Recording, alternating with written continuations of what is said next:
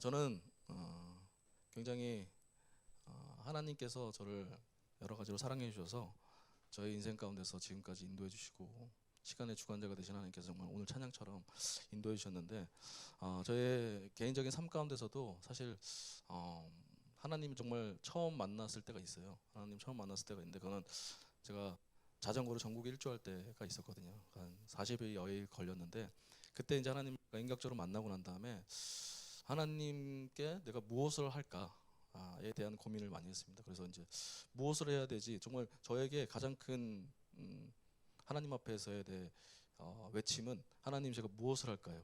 였어요. 하나님 인격적으로 만나고 난 다음에.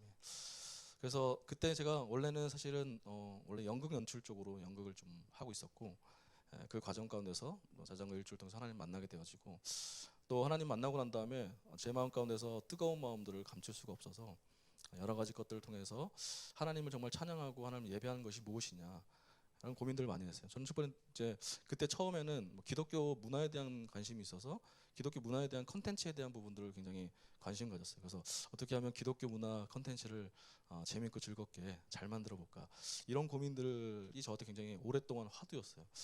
그러다가 이제 하나님께서 이제 저에게 신학의 어떤 뜻을 주셔서 좀 특수한 사역들, 특수한 것들을 좀 하고자 하는 마음들을 주셔가지고 신학교를 가게 되어졌습니다. 그리고 난 다음에 하나님께서 지금 저에게 목회의 자리 가운데 저를 불러주셨습니다. 그래서 사실 목회의 자리 가운데 불러주시면서 저에게 주시는 마음은, 문화라고 하는 거는 사실은 어떤 하나의 어떤 컨텐츠를 만들고 이런 것들이 아니다라고 하는 마음.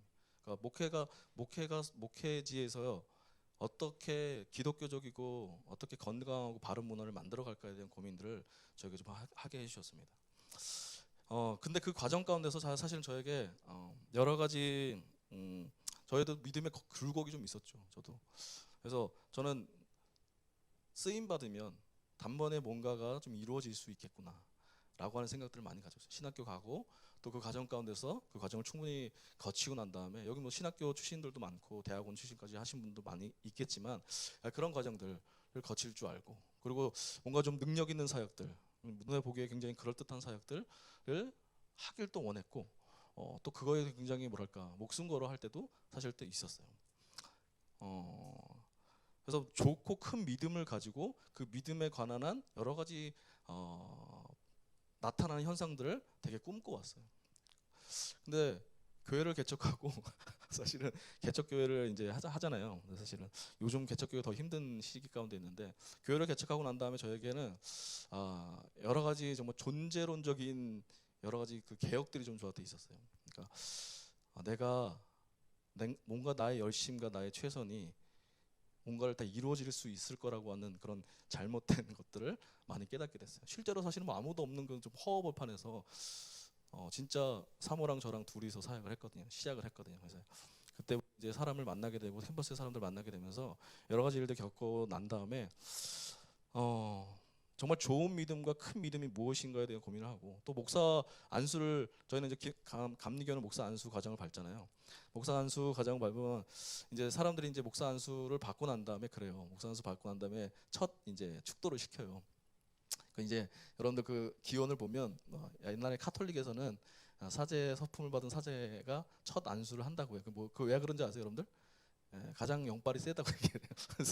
그래서 이제 시켜요. 약간 그거에 기원한 건데, 저도 사실 목사 안수를 받게 되면 뭔가 좀 진짜 내가 안수 받는 날 뭔가 장풍이 나갈 줄 알았어요.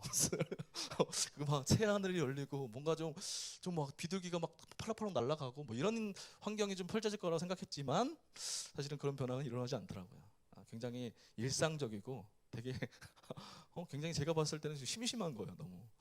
어쨌든 그런 어떤 눈에 보이는 어떤 좋고 큰 믿음을 원했던 시기들이 저에게 있었고, 그런 굴곡들이 있었습니다. 저는 여러분들에게 묻고 싶습니다. 여러분들이 생각하는 믿음의 상태 또는 믿음의 크기가 어떤 것인지를 좀 묻고 싶습니다. 여러분들이 생각하는 믿음은 무엇이고, 여러분들이 생각하는 믿음의 크기, 또 좋은 믿음이라고 하는 것은 어떤 것인지를 좀 묻고 싶습니다. 그리고 어떤 믿음의 모습이 가장 좋은 믿음일까? 저는 여러분들께 한번 질문을 던져보고 싶습니다. 오늘 복음서 본문은 이제 누가복음 17장에서는 예수님이 원하시는 믿음이 무엇인지를 우리에게 분명하게 가르쳐 주십니다. 여기서 예수님은 겨자씨 하나일 만한 믿음을 말씀하십니다. 겨자씨 하나일 만한 믿음. 여기서 뭔가 여러분들 굉장히 큰 믿음, 뭔가 좋은 믿음이라고 상징되어지는 큰 믿음을 원하셨다라고 한다면 오늘 이 예수님께서 말씀하셨던 이 겨자씨만한 믿음이라고 하는 것은 아마 여러분들의 그 니드와는 좀 상충될 수 있다고 생각되어집니다. 그러나 분명한 것은 우리가 믿고 따르는 예수님께서 우리에게 말씀하시고 제시하시는 믿음은 겨자씨 믿음이에요. 겨자씨 믿음을 가지시기 원하십니까? 아멘? 모르고도 아멘이에요? 겨자씨 믿음이 무엇인지를 여러분들과 함께 좀 살펴보고 싶습니다. 오늘 본문 누가복음 17장 1절에서 10절 말씀은 예수님과 제자들의 대화죠. 예수님이 먼저 말씀하십니다. 형제들을 실족하게 하는 자는 차라리 연자맷돌을 메고 바다에 빠지는 것이 더 낫다라고 말씀하시죠. 그러니까 너희도 스스로 조심하고 형제가 하루에 7번 죄를 짓고 회개하면 너는 7번 용서하라고 이야기하십니다. 자, 이 말씀을 들은 여러분 어떻습니까? 이 말씀이 과연 가능해 보이십니까? 여러분들에게 누군가가 계속해서 똑같은 죄를 하루에 계속 지어요. 그것을 여러분들 받아들이고 용납할 수 있어요? 굉장히 저는 이 말씀이 저에게 그냥 비현실적인 말씀이에요. 불가능한 말씀이에요. 어떤 사람이 하루 동안 7번 죄를 짓는 것은 좀 이해할 수 있다 쳐도 죄를 지을 때마다 찾아와서 잘못했다라고 비는 일이 사실 비현실적으로 느꼈어요. 더욱이 이렇게 매번 찾아와서 잘못을 비는 사람을 매번 용서하라고 하는 예수님의 말씀은 저는 사실 더욱더 불가능해 보였습니다. 용서도 사실 한두 번이지 하루에만 7번 용서하는 것은 어쩌면 스스로가 생각했을 때 야, 자존심도 없냐? 배알도 없냐? 뭐 이런 어떤 그런 것처럼 보였어요. 그러나 제자들은 이런 예수님의 어떤 굉장히 불가능한 이 예수님의 말에 그냥 스승의 말이니까 좀 불가능해 보이지만 스승의 말이니까 기가 막힘에도 불구하고 이렇게 불가능한 용서를 하라고 하는 예수님의 명령에 제자들은 6절의 말씀에서 어떻게 요청하죠? 6절 말씀 한번 읽어볼까요?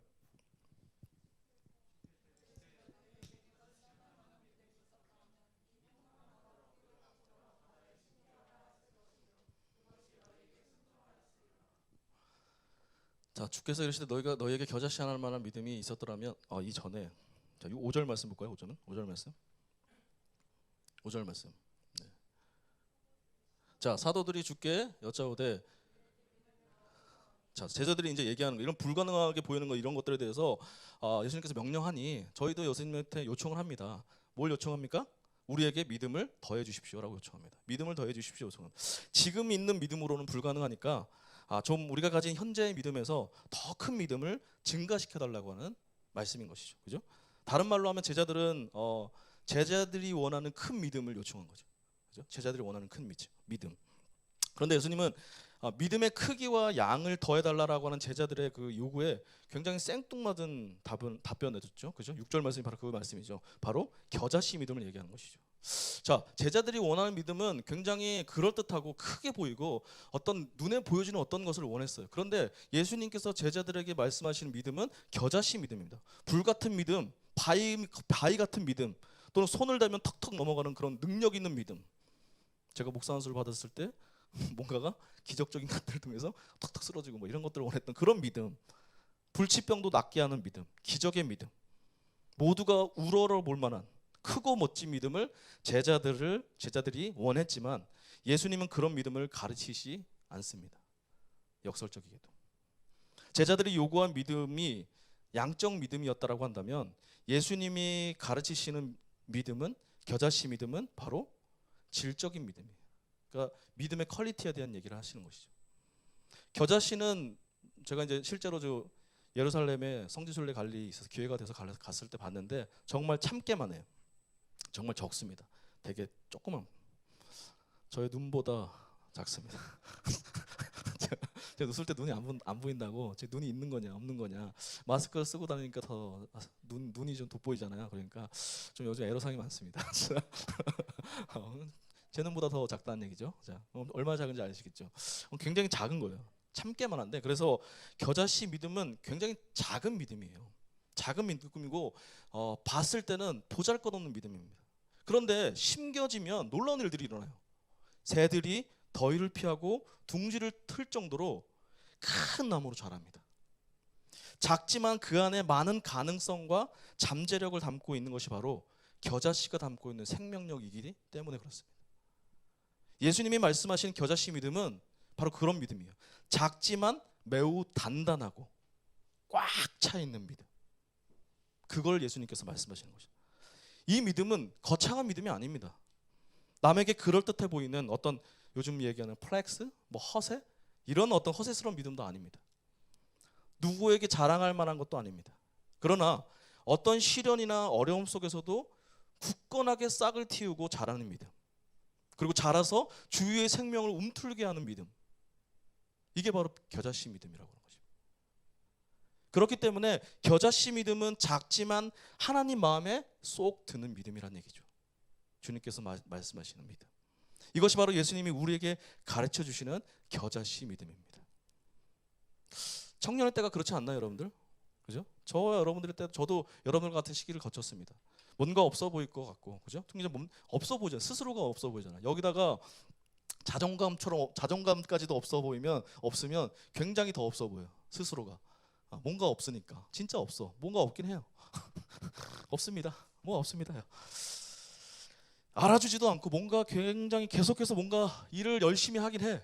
근데 뭔가 결과물들은 생기지 않은 것 같고, 미래도 불투명해 보이고, 그것 때문에 오히려 좀 더 불안하고 두려운 게 바로 청년의 때잖아요. 그죠? 그게 바로 사실 청년의 때입니다. 그래서 더 막연한 두려움이 큰 그때인데, 그래서 저는 그 시기에 더욱더 오늘 예수님께서 말씀하신 겨자씨 믿음이 더욱더 필요한 시기라고 생각하는 것입니다. 지금은 비록 아무도 알아주지 않지만 그 작은 씨앗 속에 무한한 생명력이 있기 때문에, 영혼 가운데 무한한 생명력이 있기 때문에 누군가에게 결국에는 쉼터가 되어주고, 절망하는 사람들에게 희망이 되고, 슬퍼하는 누군가에게는 기쁨이 되는 것이 바로 겨자씨 믿음인 것입니다. 겨자씨 믿음은 양이 아니라 질의 문제인 것이죠. 이것이 믿음의 세계의 새로운 차원인 것입니다. 무작정 믿는 믿음도 아니거니와 기적이 하늘에서 떨어지는 불같은 열광적인 그런 믿음도 아닙니다. 작지만 단단하고 일관성 있고 꽉 찬, 그리고 성실하게 자라나는 믿음. 저는 이 믿음이 청년의 때에 가장 필요한 믿음이라고 생각합니다. 청년의 때뿐만 아니라 신앙생활에 있어서도 이 믿음은 굉장히 필요한 믿음이라고 생각합니다. 그래서 저는 여기 모인 여러분들과 청년들이 추구해야 될 믿음이 바로 겨자씨 믿음이라고 생각하는 것입니다. 제자들이 요구하는 믿음에 따르면 세상이 우러러보는 멋진 모습이나 상태, 요즘 비주얼적인 것들이나 어떤 결과론적인 것들이나 어떤 이런 상태가 되어야 되는 것이 바로 제자들이 원하는 믿음의 상태, 그런 믿음의 크기인 것입니다. 뭔가가 이루어지고, 뭔가가 그럴듯한 만한 것들이 보여지는 어떤 것들, 이것들을 원하고 구하고 바라고, 세상은 그것을 가졌을 때 그 사람이 가치롭다 얘기하고 그 사람의 존재를 인정합니다. 그럼 우리 믿음의 사람들은 아니죠. 그죠? 그것이 여러분들의 존재의 가치를 측정하지 않습니다. 가치를 측정하는 건 누가 측정합니까, 여러분? 누군가가 상품을 내놓고 상품에 대한 가치를 측정하는 건 누가 측정해요? 그 상품을 만든 사람이 측정하겠죠. 그죠? 여러분들의 가치를 측정하는 것은 세상이 측정하는 게 아니에요. 여러분들을 만드신 그분께서 가치를 이야기하십니다. 근데 여러분들 만드시고 여러분들 섭리하시고 지금까지 이끌어주신 그분은 여러분들이 뭔가 가지고 있느냐 없느냐, 뭔가가 그럴듯한 어떤 것들을 가지고 있느냐, 보여지느냐, 이런 것들, 비주얼적으로 뛰어나느냐, 이런 것들을 보고 여러분들 가치롭다 얘기하지 않습니다. 우리가 믿는 하나님.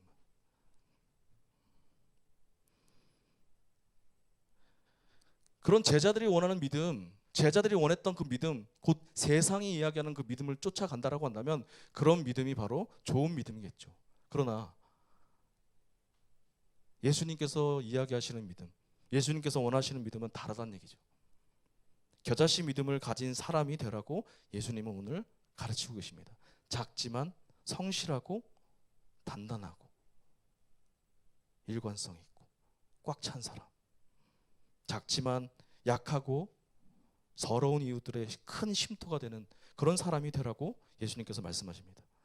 이런 사람은 건강한 사람인 것이죠.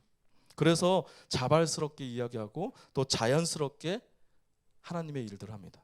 뭔가 방정맞지도 않고 뭔가 좀 그럴듯하게 뭔가 자기를 꾸며보라고 자기를 자랑 삼아서 어떤 것을 하지 않습니다.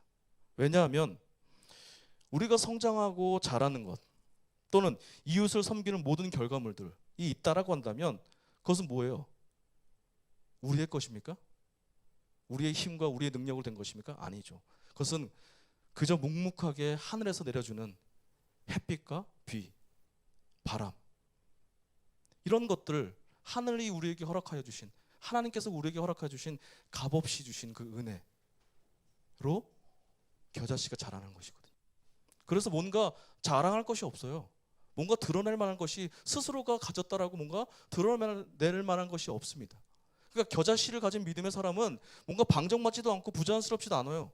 굉장히 일관성 있고 굉장히 하나님의 그 뜻 안에서 그 자기의 패턴과 자기의 길은 한 걸음씩 한 걸음씩 묵묵하게 갈 뿐입니다. 저는 이 시대에 사는 여러분들, 청년으로 사는 여러분들에게 바로 그런 믿음의 사람들이 되어지길 바라고, 그 믿음의 한 걸음 한 걸음을 가시길 바랍니다. 세상이 여러분들에게 속도로 이야기하지만 속도는 여러분들 중요하지 않습니다. 우리에게 가장 중요한 것은 방향이겠죠. 하나님께서 우리에게 원하시는 방향, 믿음에 원하시는 그 방향을 쫓아 사는 것이죠. 그것이 세상이 여러분들에게 너는 왜 이렇게 느려? 너는 왜 이렇게 볼 일 없는 것 같아? 라고 보이고 그렇게 판단한다 할지라도 그것은 여러분들에게 아무런 영향이 없습니다.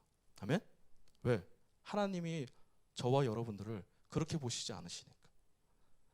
겨자씨를 가지고 있는 믿음의 사람들은 바로 그런 한 걸음 한 걸음을 갑니다. 하나님과 이웃을 위해서 희생하고 봉사하고 있는데 누가 알아주지 않는다고 해서 마음이 상할 필요도 없습니다.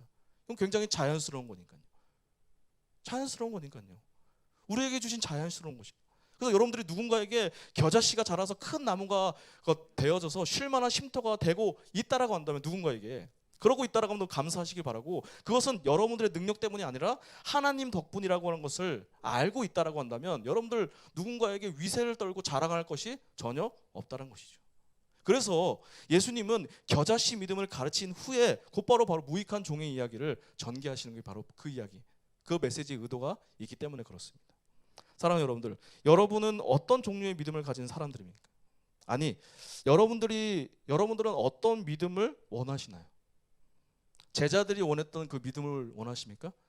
나에게 믿음을 더해달라가, 제자들이 원했던 그 믿음을 더해달라고 하는 그 믿음은 제자들이 보았을 때 큰 믿음이에요.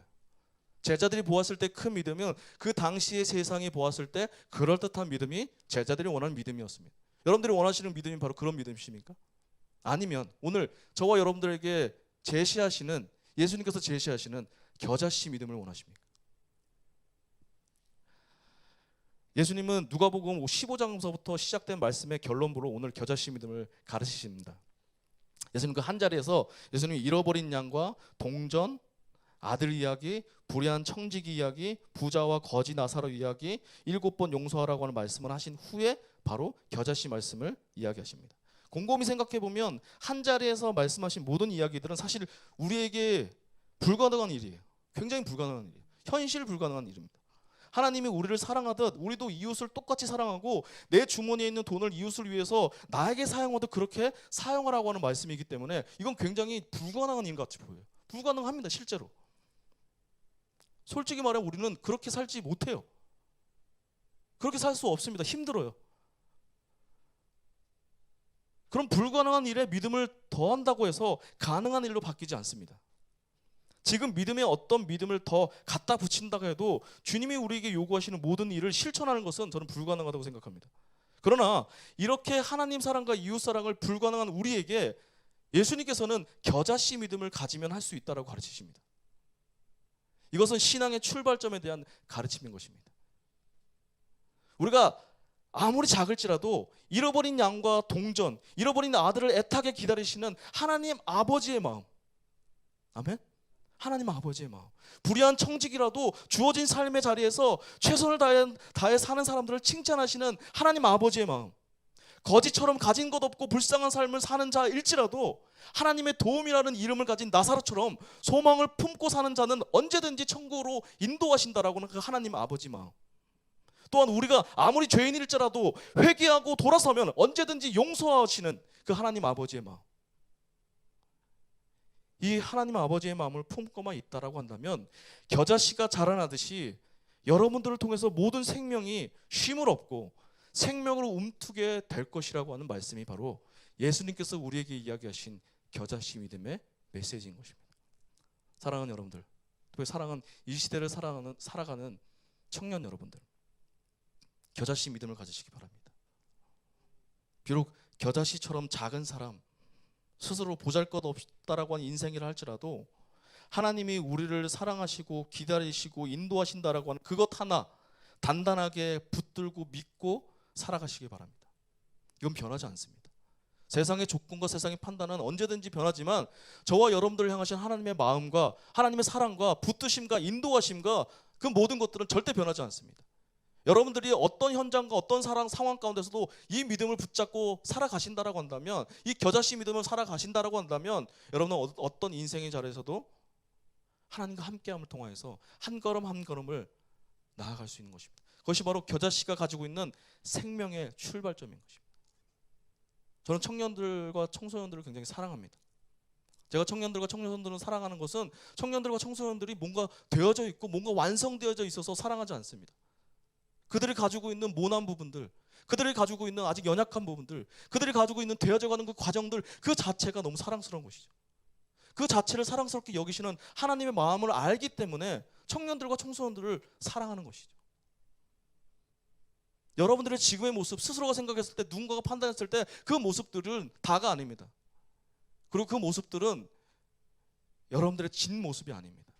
여러분들의 안에 있는 겨자씨가난 믿음이 있다라고 한다면, 그 단단하고 꽉 찬 믿음만 있다라고 한다면 여러분들 그 씨앗 안에 담겨진 놀라운 생명력이 여러분들 인생 가운데서 발휘되게 되어 있습니다. 아멘? 왜? 하나님께서 만드셨으니까. 하나님께서 인도하시니까. 사랑하는 여러분들, 오직 여러분들의 삶의 주인이 바로 하나님이라고 하는 것을 믿고 신뢰하며 살아가시기 바랍니다. 때로 기적을 일으키는 큰 믿음이 없어도 괜찮습니다. 옷 한 벌 들고 외국에 나갈 배짱 좋은 믿음이 아니어도 괜찮습니다. 다른 사람 믿음을 보고 부러워할 필요도 없습니다. 여러분들은 여러분들 스스로의 길을 가는 것뿐입니다. 누군가 비교할 필요 없어요. 여러분들과 하나님과 그 사이에 단독자로 설 뿐입니다. 여러분들은 여러분들의 걸음과 여러분들의 패턴과 여러분들의 일관성 있는 신앙의 생활들을 하시면 됩니다. 누군가 비교할 필요 전혀 없습니다. 그저 하나님이 우리를 사랑하신다라고 하는 작지만 단단한 그 믿음으로 매 순간 하나님 앞에 살아가는 겨자씨가 되시길 바랍니다.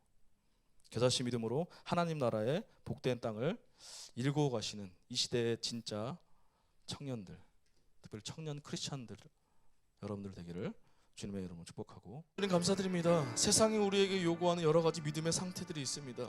믿음의 모습들이 있습니다. 눈에 보여지는 그럴듯한 모습들이 있습니다. 제자들이 원했던 믿음의 모습, 믿음을 더해달라고 하는 그 모습도 바로 그런 모습이었습니다. 그러나 주님, 또 주님 스스로가 생각하는 믿음의 모습들이 있습니다. 스스로가 생각했을 때 뭔가 그럴듯해 보이는 그런 믿음의 상태를 꿈꿔왔을지도 모르겠습니다. 그러나 주님,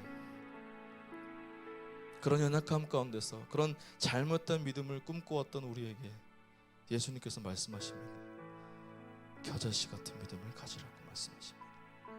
주님, 우리에게 이 겨자씨 같은 믿음을 허락하여 주시옵소서. 예수 그리스도를 향한 꽉 찬 마음을 허락하여 주시옵소서.